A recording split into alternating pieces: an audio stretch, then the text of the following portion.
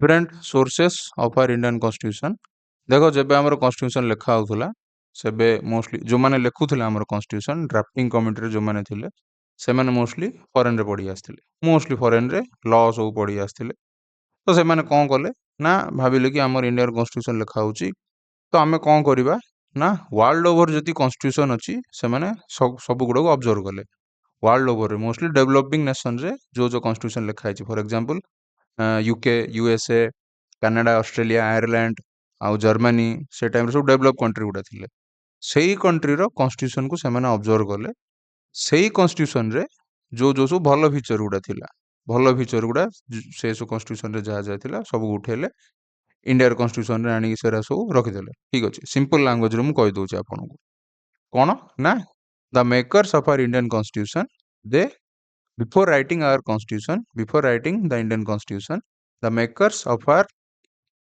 constitution they went through all the major constitutions of the world you know present at that time ସେମାନେ କଣ କଲେ ନା ସେଇ ଯୋଉ କନଷ୍ଟିଟ୍ୟୁସନ ମାନଙ୍କର ଭଲ ଭଲ ଫିଚର ଗୁଡାକ ସବୁ ଉଠେଇଲେ ବାହାର କଣ୍ଟ୍ରିରୁ ଉଠେଇକି they try to implement those things in Indian constitution ଠିକ ଅଛି ମୋଷ୍ଟଲି ଏଇ ଯୋଉ ଷ୍ଟେପଟାରେ ମେଜର ରୋଲ ଥିଲା doctor B R Ambedkar doctor B R Ambedkar ए स्टेपटारे तांकर बहुत मेजर रोल थिला सी मोस्टली ट्राए करथिले कि बाहर कंट्री रे जहाँ जहाँ भल फीचर गुड़ा अच्छी से गुड़ा को आम कि इंडिया रे इम्प्लीमेंट करि पारिया ठीक अच्छे तो मोस्टली आम जब टी माने चिड़ी थाऊ तो कहीदे जे India constitution is a bag of borrowings आम बाहर एरा सब बोरो करी आनिथिले सेति India constitution is often termed as bag of borrowings but majorly आपण जदि देखिबे बहुत गुड़ा फीचर मेजर फीचर गुड़ा in fact more then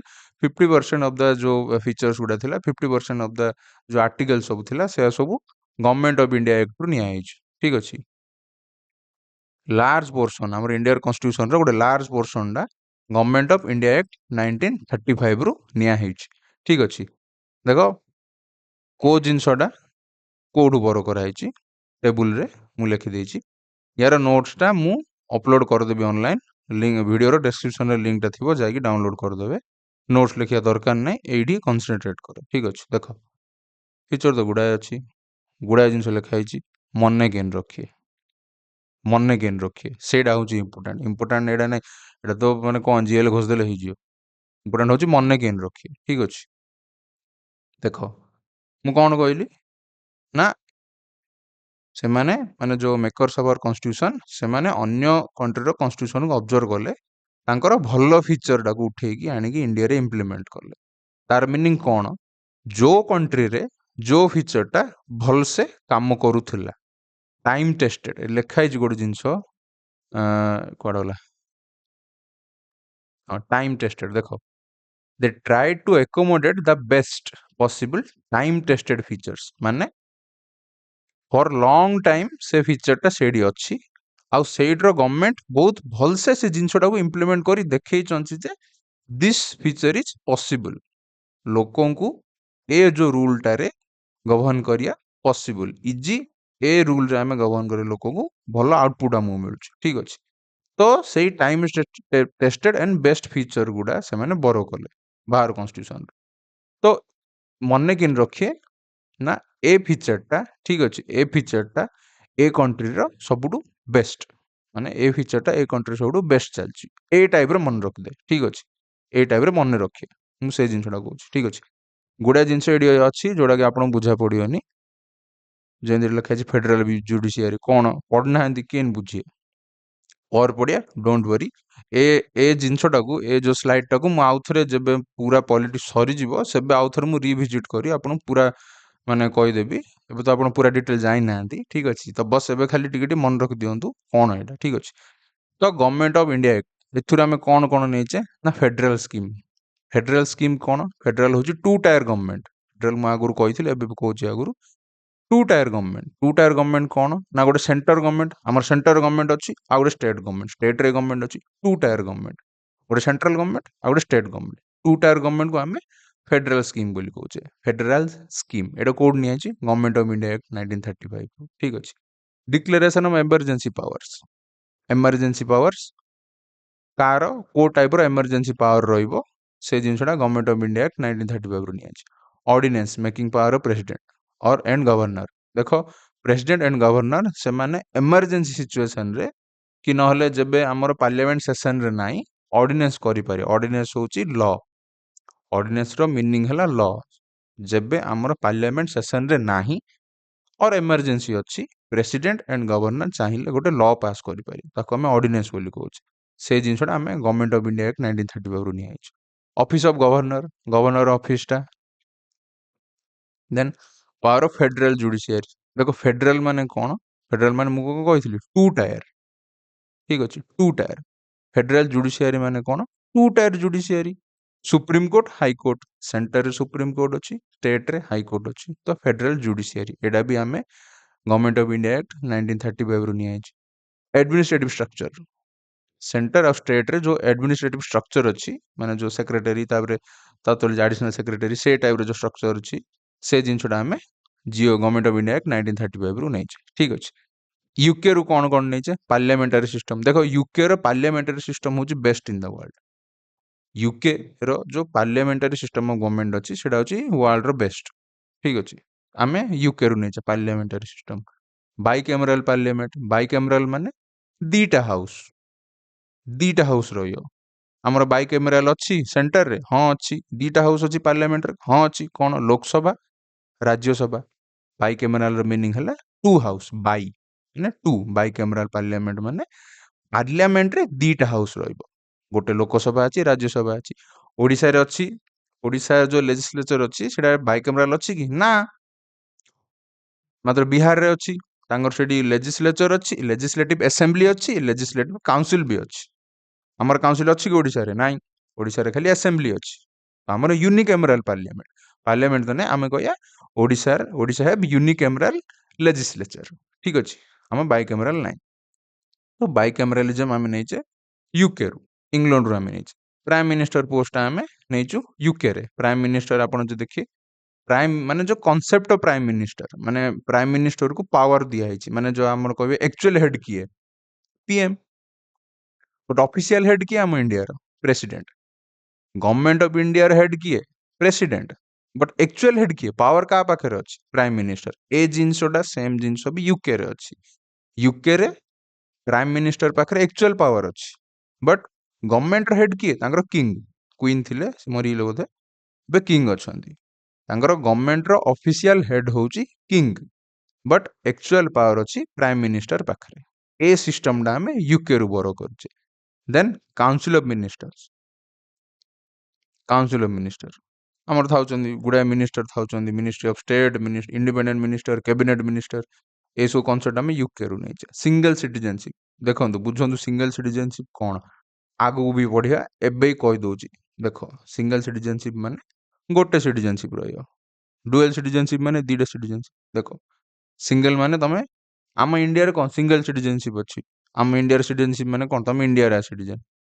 but dual citizenship माने गोटे सेंटर रे सिटीजनशिप गोटे सेंट्रल लेवल रो सिटीजनशिप थिबो आ गोटे स्टेट लेवल रे थिबो जोटा कि यूएस रे अछि यूएस रे तमे तमे को मु यूएस रो सिटीजन प्लस मु कैलिफोर्निया रो सिटीजन तमरो कैलिफोर्निया गोटे स्टेट अछि ठीक अछि तो तमे डुअल सिटीजनशिप नहीं पारे डुअल सिटीजनशिप रो मीनिंग एटा नै कि तमे दीटा कंट्री रे सिटीजनशिप नहीं पारियो बुझंतु डुअल सिटीजनशिप रो मीनिंग एटा नाही कि you can take citizenship in two countries dual citizenship रो मीनिंग हैला तमे सेंटर गोटे सिटीजनशिप रहियो प्लस तमे स्टेट रो सिटीजनशिप भी नो फॉर एग्जांपल जदि आमे इंडिया मु कांसेप्ट रो कहि दोची इंडिया रे डुअल सिटीजनशिप नाही बट स्टिल मु कहि दोची इंडिया रे तमे हबो I am a citizen of government of माने इंडिया रो प्लस तमे गोटे स्टेट सिटीजनशिप नबो माने मु ओडिसा रो भी सिटीजन हम से कांसेप्ट अछि कि इंडिया रे आमे सब भारतीय आमे इंडियन सिटीजन हमर स्टेट सिटीजनशिप सिस्टम नाही सो वी हैव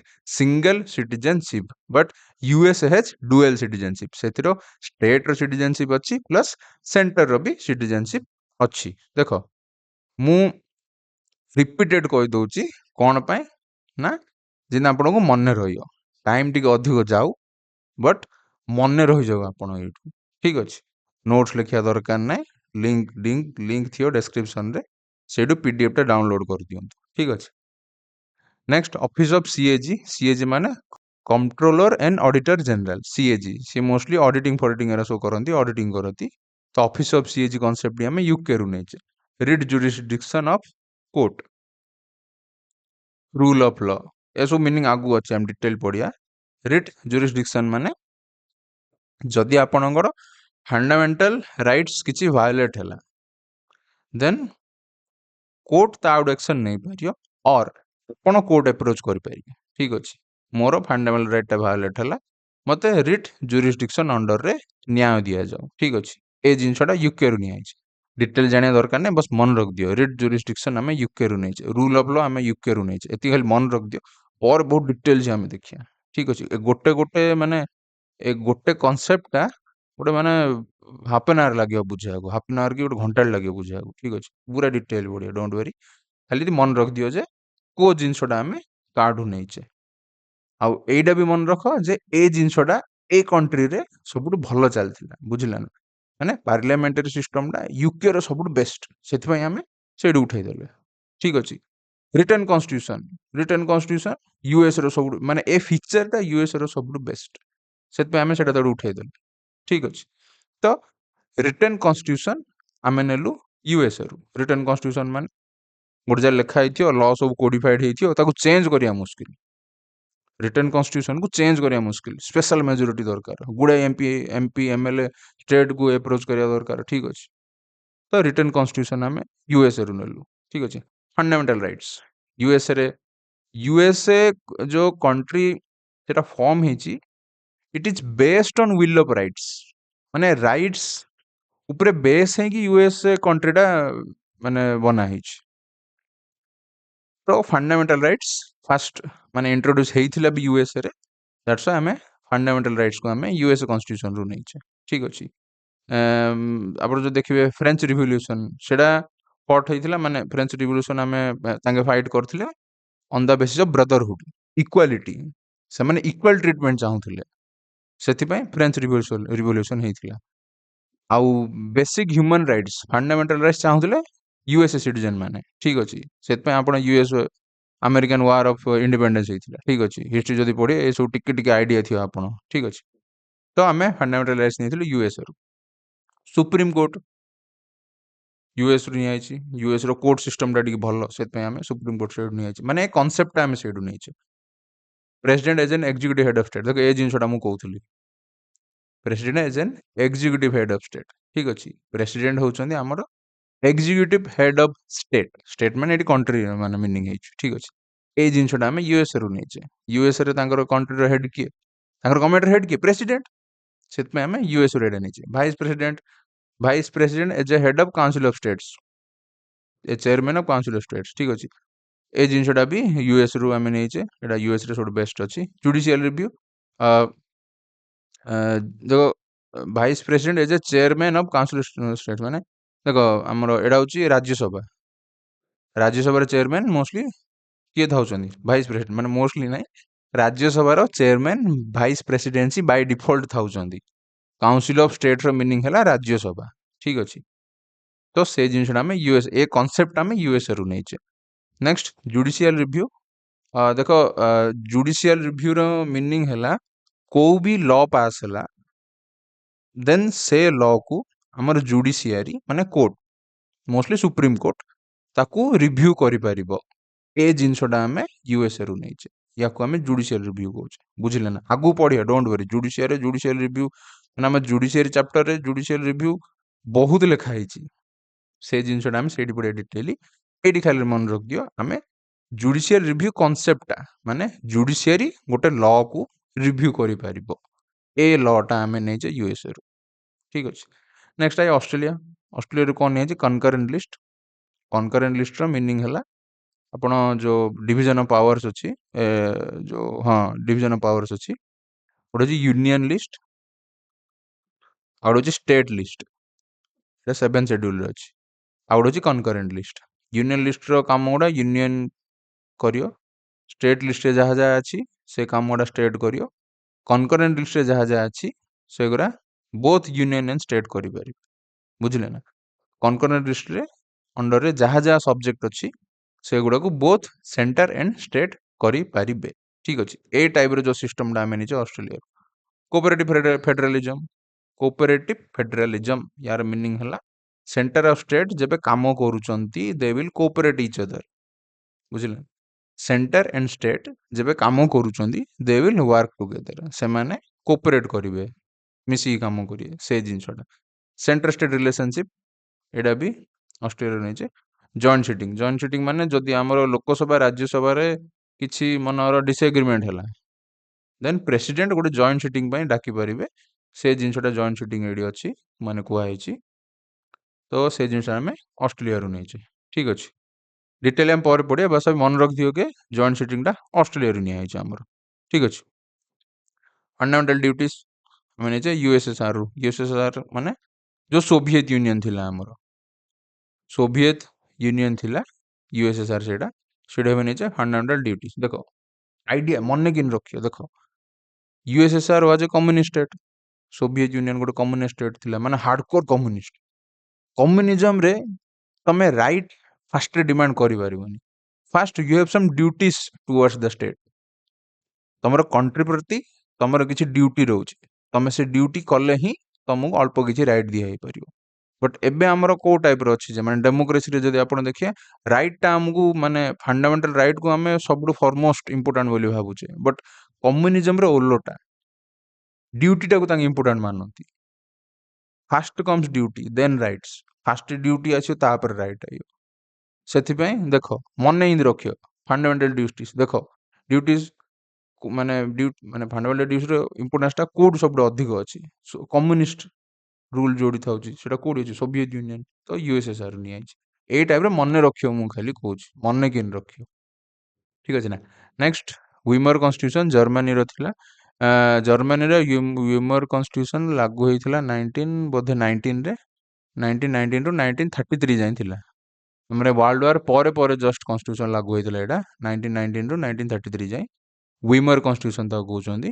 ତ ସେଥିରୁ ଆମେ କ'ଣ ନେଉଛ ନା suspension of fundamental rights and during emergency, माने एमरजेंसी टाइम रे फंडामेंटल राइट्स हमें सस्पेंड करा हिजियो पूरा। एंड बैलेट सिस्टम, देखो भाई जर्मनी नाजी रूल रो माने जर्मनी नाजी रूल आगुरु माने टिक ऑटोक्रेटिक टाइप रो थिला ना तांगो रूल। तो सेई टाइप रो आपण भाई पारे जे फंडामेंटल राइट्स को तांगे सस्पेंड कर दउथिले। ସେଥିପାଇଁ ସସ୍ପେନ୍ସନ୍ ଅଫ୍ ଫଣ୍ଡାମେଣ୍ଟାଲ ରାଇଟ୍ସଟା ଆମେ ନେଇଛେ ୱିମର କନଷ୍ଟିଟ୍ୟୁସନ ଜର୍ମାନୀରୁ। ଠିକ ଅଛି, ମାନେ ମୁଁ କହୁଛି ଏଇ ଟାଇପ୍ରେ ମନେ ରଖିବେ, ଲିଙ୍କ ଟିକେ କରନ୍ତୁ, କିଛି ବି ଗୋଟେ ମାନେ ଭିତରୁ କିଛି ମାନେ ଗୋଟେ ବୁଦ୍ଧି ଲଗେଇକି ଲିଙ୍କ କରିଦିଅନ୍ତୁ, ମନେ ରହିଯିବ।